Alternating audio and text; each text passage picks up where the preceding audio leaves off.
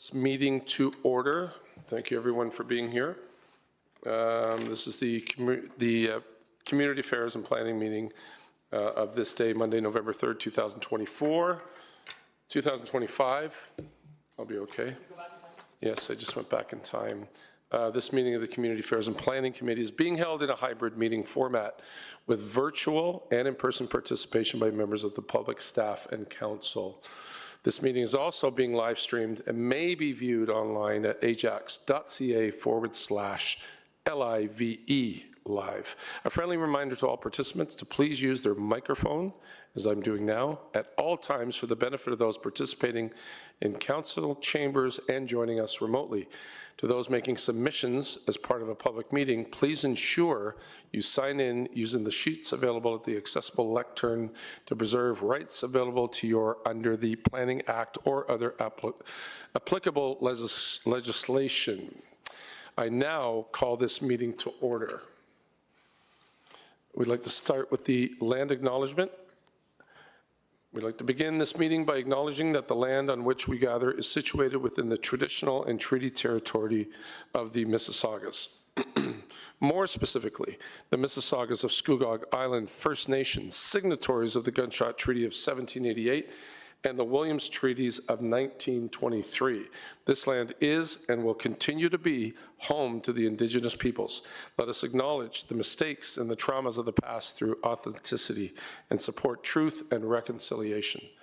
Let us engage and celebrate Indigenous communities by being leaders of action and acknowledging the United Nations Declaration on the Rights of Indigenous Peoples and the Truth and Reconciliation Commission's recommendations towards truth and reconciliation. Let us keep these principles close as we continue towards truth and reconciliation and as we move forward with kindness and respect as a community. Is there any disclosure of pecuniary interest from any member of council? Seeing none, we have moved by Virginal Councillor Sterling Lee and Councillor Lisa Bauer that the minutes of the Community Affairs and Planning Committee meeting held on October 6, 2025 be adopted. Any questions on that? There being none, could you please ask council to vote.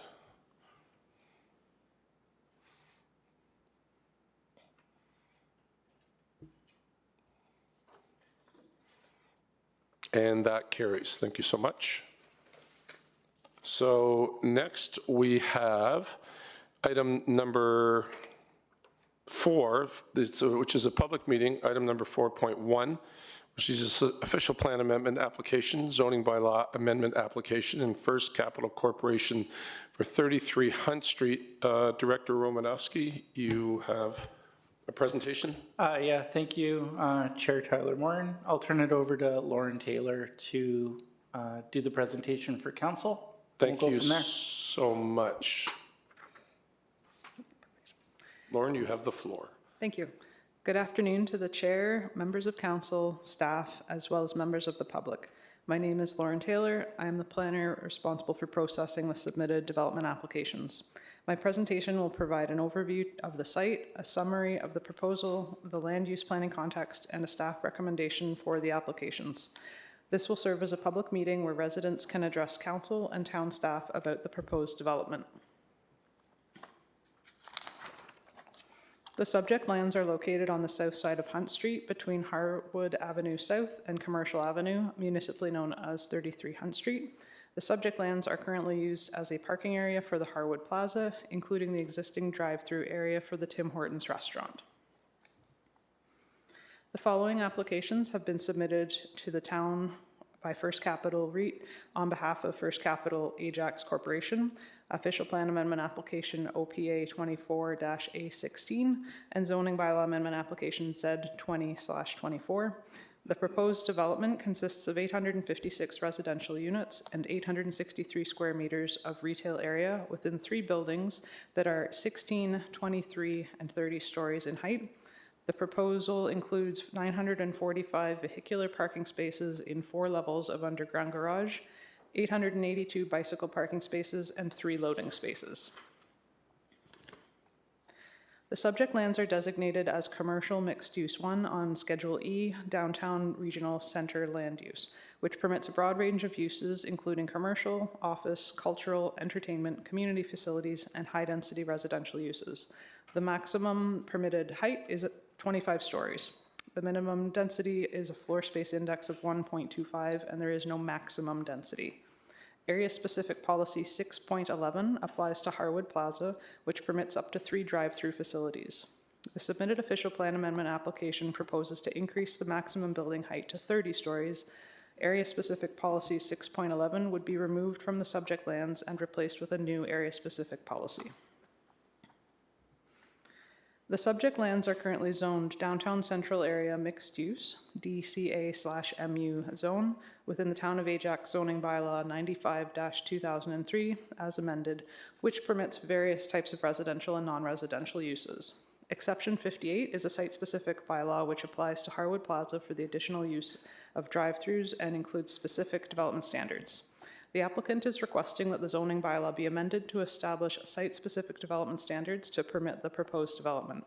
Exception 58 would be removed from the subject lands and amended for the remainder of the plaza lands to address non-compliances created by the proposed development, including minimum drive aisle width and vehicular parking for the retained plaza. The site-specific development standard for the subject lands includes minimum built frontage, front yard and exterior side yard build within zones, maximum building heights, and minimum vehicular and bicycle parking. The use of a school is not currently permitted in the DCA-MU zone, and the Durham District School Board has requested a public school be provided in the area to support this and other future developments. Therefore, planning staff recommend that the amending zoning bylaw permit the additional use of a school, such as a podium school. Compatibility. So regarding air quality, modeling results for Index Energy's emissions anticipate that the maximum concentrations at the facade of the proposed mixed-use buildings to be below the 80% threshold. The submitted compatibility mitigation study concludes that the proposed building heights are compatible with Index Energy. The study recommends that Building A include an odor warning clause and mitigation measures due to the proximity to the existing loading dock at the grocery store at Harwood Plaza to address truck exhaust odors. Building A shall include HVAC designs, including fresh air intakes facing away from the plaza, carbon and MERV-rated filters, and positive pressurization of the building. Regarding noise, the proposed buildings will require upgraded window construction and acoustic barriers for terraces and noise warning clauses. Noise mitigation measures are recommended at Harwood Plaza, including changing the existing rooftop mechanical equipment and closing the loading area for the grocery store. Due to the existing stationary, industrial, and commercial noise levels, Class 1 urban noise limits cannot be met, even with at-source and at-receptor mitigation measures.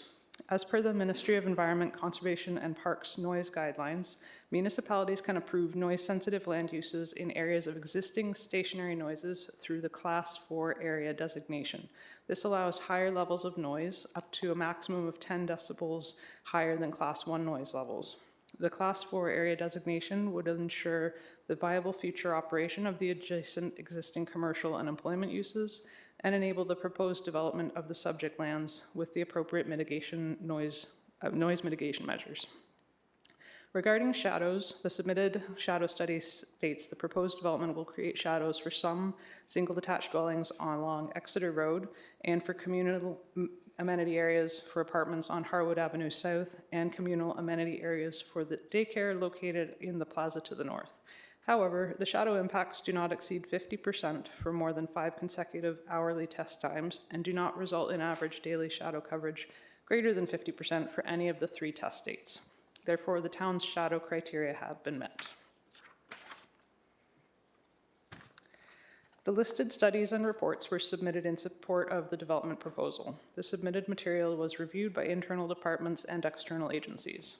All studies, reports, and technical drawings were made available to the public on the town's IMO project page and the planning application dashboard.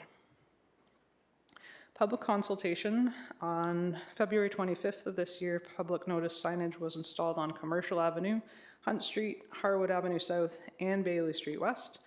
The signs were modified to include the meeting date in mid-October. On October 7th, notice was hand-delivered to all property owners within 120 meters of the subject lands due to the Canada Post strike, and sent by Purolator for those owners located outside of Ajax. The notice was also posted on the town's IMO page and planning application dashboard. On October 9th, 16th, 23rd, and 30th, the notice was included in the Inside Ajax Community newsletter.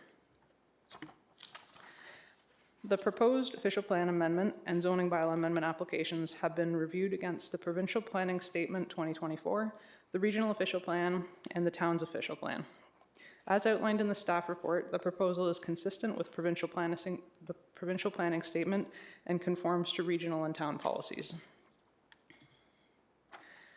The Downtown Regional Center is an intensification area which is intended to be the central focus of commercial, community, and residential activities. This area is planned to be pedestrian-oriented, transit-supportive mixed-use area where people live, work, shop, and play. Planning staff have reviewed the submitted development applications and are of the opinion that the proposed development makes efficient use of underutilized land within the town and provides for housing diversification. The proposed development will help contribute towards the town and regional goal of providing a mix of housing types and sizes to serve residents of various household sizes, incomes, and ages. Therefore, staff recommend approval of the official plan amendment and zoning bylaw amendment applications as outlined in the recommendations of the staff report. Thank you so much. You got in a lot of information in a short time. We now go to the public portion of this meeting. Does any member of the public sitting in the gallery, actually, do we have any submissions online or emails or anything? Okay, no submissions that way. Is there any member of the public that's in attendance today that would like to ask a question or make a comment? Sir, if you'd like to come up to the podium, sign your name in, and you will have 5 minutes to ask your question. Questions or comments?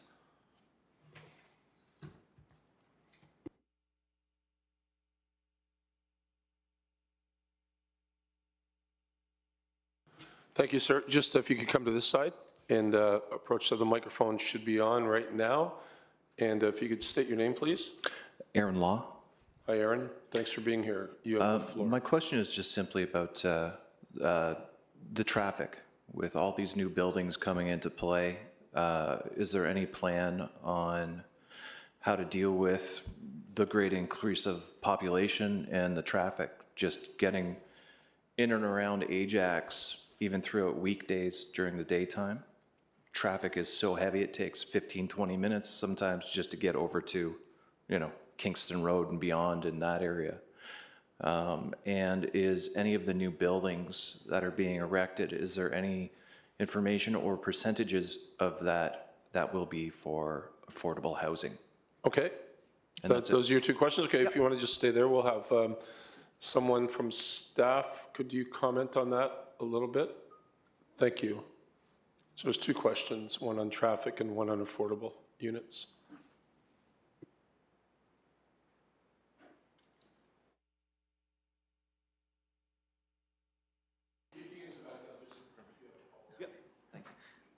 Thanks. Through the chair to the resident.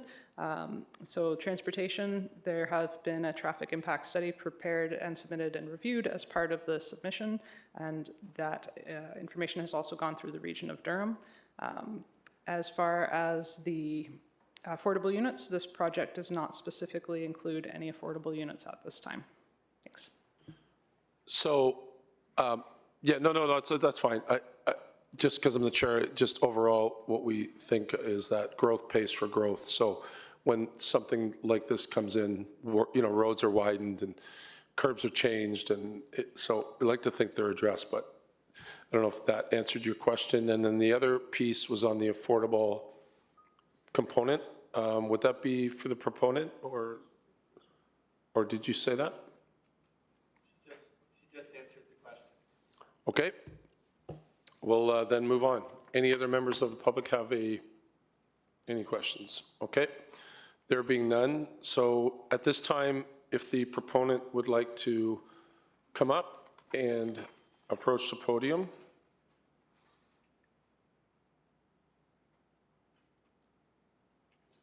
Hi.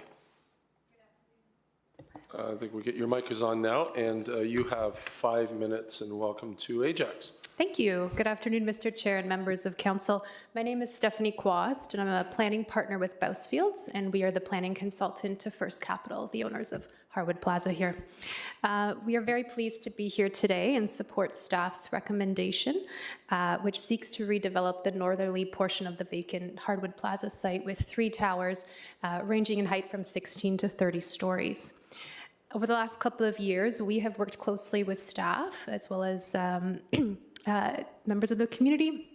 And on the team's behalf, we want to say thank you to staff and the councillor's office for getting us here today. With me today, we have a representative from First Capital, as well as our project architect and transportation and civil engineer. So we're happy to answer any questions as we go along. I just want to take a few minutes to walk us through the proposal. You can see here the 3 buildings collectively propose 856 new residential units in a mix of unit types. The 3 towers here are separated by these north-south aisles, one of which is proposed to be a Woonwurf street, which I'll get into the details of. But what you can really see here with this roof plan is the varying levels of the podiums, which not only provide visual interest by breaking up the massing of these buildings, but also allow for these spacious outdoor amenity areas and terraces to be provided at various levels. The height of these levels also corresponds with their adjacencies. For example, a lower podium element is proposed along Commercial Avenue, whereas the higher podium elements are located along Hunt and Harwood. Going in now to the ground floor, you can see the retail in that light purple color proposed along Hunt and Harwood, as well as the indoor amenity areas throughout the building, and that is the yellow color. As I mentioned, there is a proposed Woonwurf type street, and that is on the right side there between the 2 easterly buildings. And these types of streets are really meant to be these shared public spaces between pedestrians and vehicles. And you can see there in the light blue that we have proposed residential units, townhouse type units, along this Woonwurf street. In terms of the renderings and the views that we've provided based on the plans submitted, on the left there you can see a view looking south from Town Hall here today if it was slightly elevated. But what you can really see in this image is the variation in the height across the towers, with the tallest building located along Harwood on the left there. And this is really going to create that visual interest in terms of those urban design principles for the downtown skyline. On the right side there, this is a view from if you were standing on Commercial Avenue, looking northeast towards the site. And again, here you can see that variation in height of the podium elements, which range from 2 stories along Commercial to 8 stories along Hunt. These podiums have been very carefully designed to provide comfortable street wall conditions adjacent to the street frontages, ensuring that an attractive pedestrian realm results. Another couple of views here. On the left side, this is the proposed building along the Harwood frontage. And so you can see this covered pedestrian area, which really provides that weather protection element, and through those columns allowing for the porosity through the site, really defining what's the private realm versus the public realm. And on the right side there, that's a conceptual image of the proposed Woonwurf street between the 2 easterly buildings. And so typically these streets are designed with features such as no curb cuts, traffic calming measures, and varied paving materials, which are really designed to slow vehicles down and allow pedestrians to really be the primary user versus the vehicle. I have some stats here. We're happy to answer any questions you may have. I'm not going to run through all the numbers, but I just wanted to say thank you for allowing us to be here today. We support staff's recommendation, as I mentioned, and again, we're happy to answer any questions. Thank you. Thank you so much for your presentation. Wow, look at that. You were right on the money, 5 minutes, 6 seconds off. Do we have any questions from members of council for the proponent? Right there. The chair recognizes Regional Councillor Crawford. Thank have you. the floor. I guess this would be to the proponent. That's okay? Or, yeah. So okay, I'll just ask my question.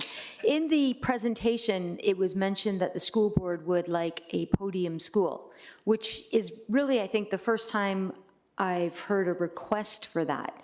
So, I mean, I'm all in favor of that, but who would pay for that?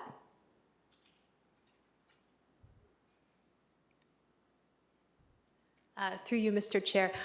I cannot comment on payment. Maybe that's better answered through staff, but I can say that, yes, through the circulation of this application, the school board has identified that with the growing development in this area, there may be a need for another school at some point, at some day.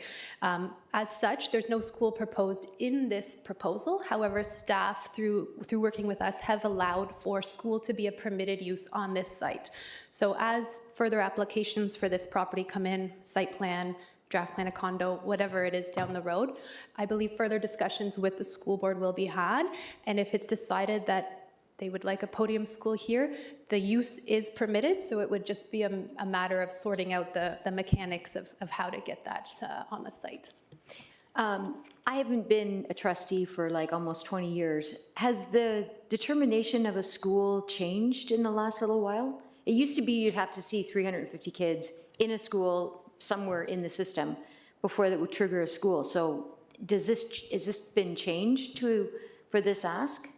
It probably would be a better question for the school board, and we could definitely inquire through our processing of future site plans for that as to who I'm all in favor for it. who would pay for it. The school board would probably pay They for would the have to. school, just like they would pay for a school on a traditional site. It Okay. just kind of to Stephanie's point, like it'll be the mechanics or the logistics, right? It's kind of like a private-public partnership element, because now you're having this public entity inside a private building, and you'll have to figure out accesses and all these things that are part and parcel with urban schools and urban spaces. It'd be So super cool to have it, because like, it would be the one they of a kind. exist. They exist. Yeah, they exist, but here in Durham, it would be amazing.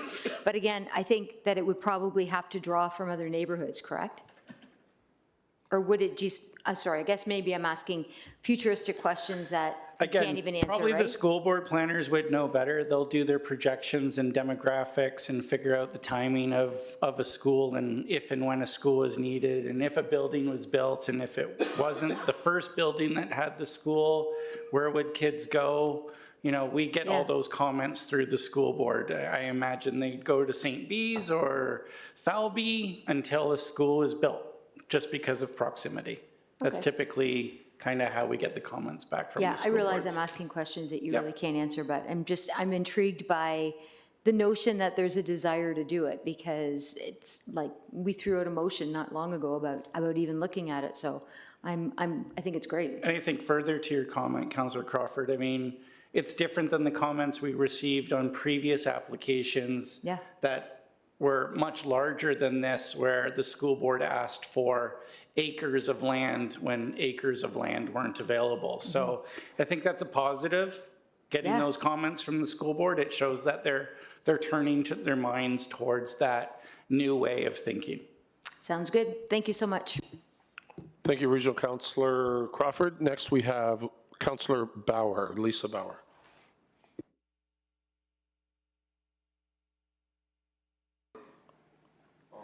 Thank you, Chair. Good afternoon, everyone. Thank you for coming in the presentation and the presentation by staff as well. So the questions, I guess, first for the proponent. Can you please talk to us about what is your expected timeline for all of this?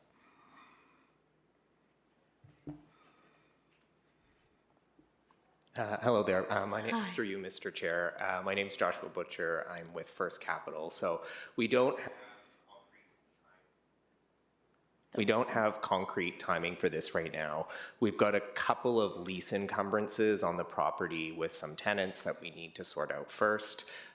Once that's sorted out, I would say that hopefully we would see a site plan submitted within the next like 4 to 5 years is kind of. Okay. Yeah, So yeah. we're looking farther down the road Yeah, before. yeah, we're not quite there yet. We've Okay. got, like I say, there's a couple of tenants that have some no-build clauses that we're working through with them right now to remove those from the parking lots. And then once that's sorted out, we would look to submit a site plan application. Wonderful, thank you. And I think the report mentions, and maybe I'll ask you too, is the expected plan for these units to be for sale or for rent? So we don't know, again, quite yet. Our preference as a REIT is that we prefer to build purpose-built rental units. We've got a number of purpose-built rental buildings under construction right now. But at the end of the day, it'll be market conditions that kind of determine that. And once we get going with the site plan application, we'll have to make that decision. Okay, so if they are going to be rentals, Yes.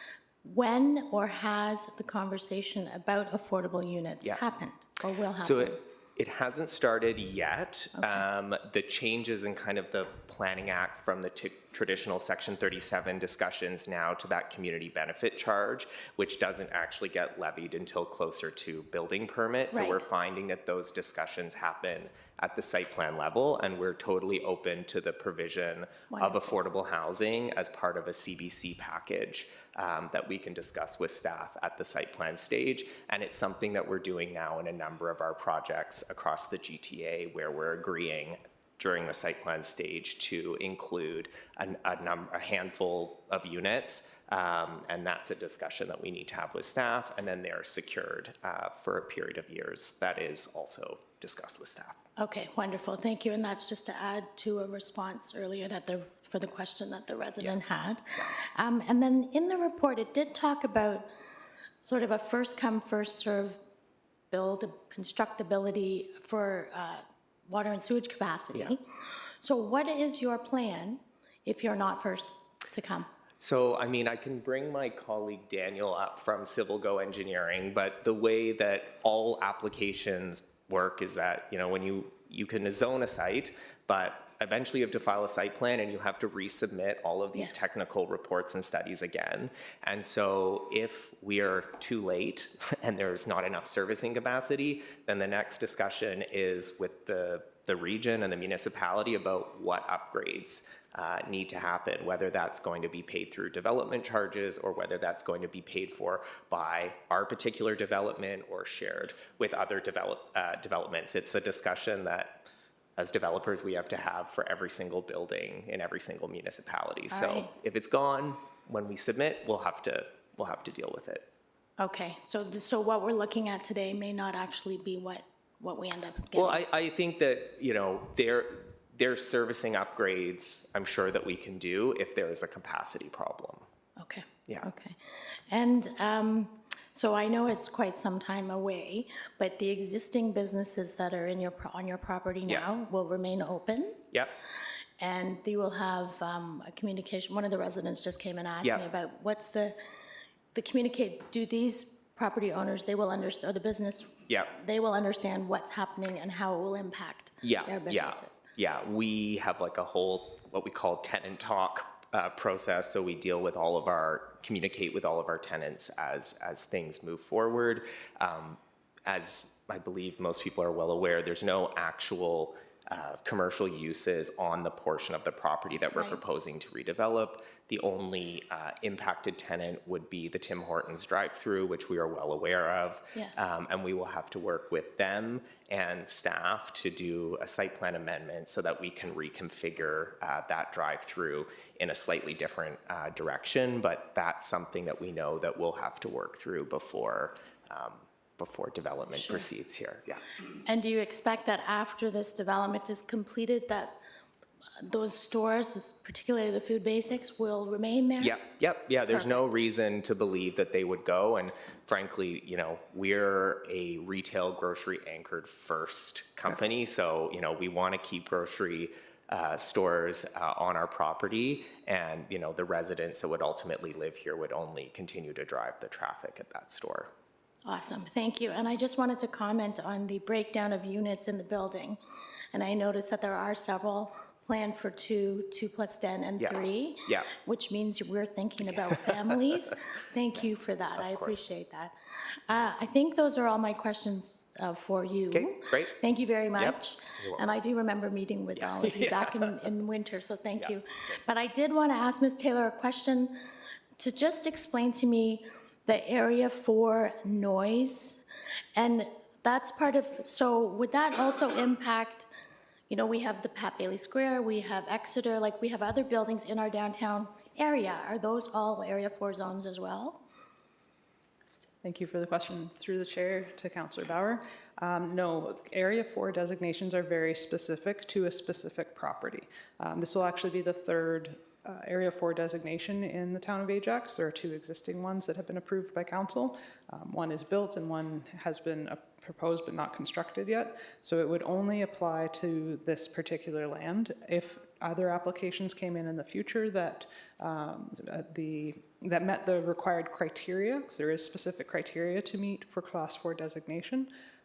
So if it met the criteria and was recommended through a noise study that was prepared for that project, then a separate request would come forward to council, just as with this application, for your consideration as part of that development application.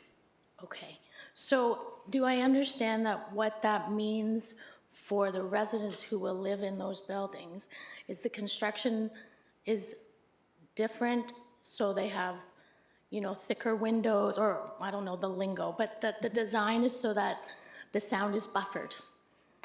Correct. So as part of the Area 4 designation, they will need to provide mitigation measures for both at receptor, so what that means is at the place receiving the sound, which is the new buildings, as well as at source. So that's the cause of the noise, which in this case is mostly the food basics, Yes. Because of the refrigeration equipment on the roof and all the existing rooftop mechanicals, as well as the loading bay for the grocery store. So that is stationary noise, which is one of the criteria, and that noise would have to be mitigated, as well as the building design, so more thicker windows, drywall, all of the materials. And then the Class 4 still allows additional noise levels, because it is an urban area with these existing businesses that are legally allowed to continue to operate, and we want to continue to operate. Yes. So it allows the noise levels to be up to 10 decibels louder than current standards under Class 1, which is considered typical urban conditions. Okay, great. And then in your report, you talk about the one entrance along Hunt Street that will be moved a little further west, I think. Is that, am I thinking right? Yes. So that is just, I guess, for traffic flow, it's a little better, or will there be like a signal put there, or how will that work for in and out? Through the chair to Councillor Bauer, to my knowledge, there's no signal being proposed at that driveway. It would, I believe there may be signals coming at the intersection at Commercial and Hunt in the future. Yes. So that to have That's the a good driveway have place its for a own light. access would be far too close. Yeah. I believe the main reason for relocating the entrance to this development is to accommodate their building design. Okay. Okay, perfect. I think those are all my questions. That's a great spot for a new light, by the way, just FYI. Okay, thank you very much for your work on this. Thank you for the indulgence, Chair. I think those are my questions. Yes, we understand. I was watching the time, but all good. Any other questions? I don't see any members of council. So we'll move to the vote now. So moved by Regional Councillor Dyes, seconded by Councillor Bauer, that the official amendment application OPA 24-A16 be endorsed, and that the pending implementing official plan amendment number 84 as provided in attachment 1 to this report be considered for approval by council at its meeting on November 17th, 2025.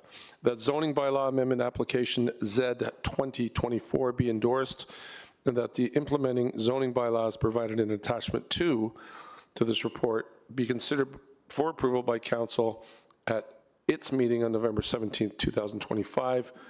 that the Director of Planning and Development Services or their designate be authorized to grant draft approval of any future draft plan of condominium application that may be required to facilitate the future development of the subject lands. And finally, that council designate the subject lands as Class 4 area under relevant provincial noise guidelines administered by the Minister of the Environment, Conservations, and Park, MECP. So we're going to vote on that. Open the voting.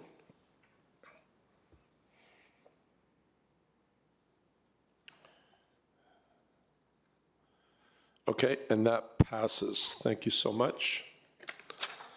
Moving on now to item 5, which is presentations and reports. I don't believe we have any.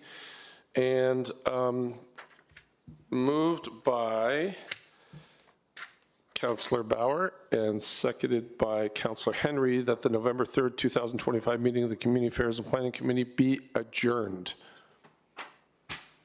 I'm going to vote on that.